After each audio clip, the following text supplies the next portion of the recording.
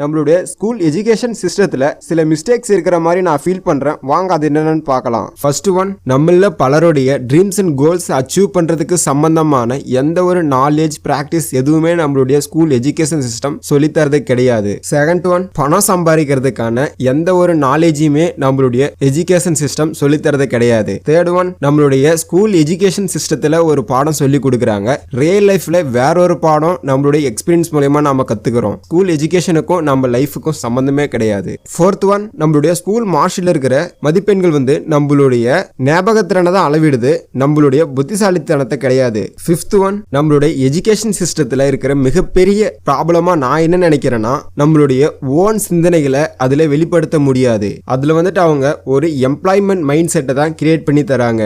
இதெல்லாம் எனக்கு பர்சனலா ஃபீல் பண்ண விஷயங்கள். இந்த 5 விஷயங்களும் உண்மை நீங்க நினைச்சீங்கன்னா இந்த வீடியோஸை உங்களுடைய ஃப்ரெண்ட்ஸுக்கு ஷேர் பண்ணுங்க. Thank you. Have a good day.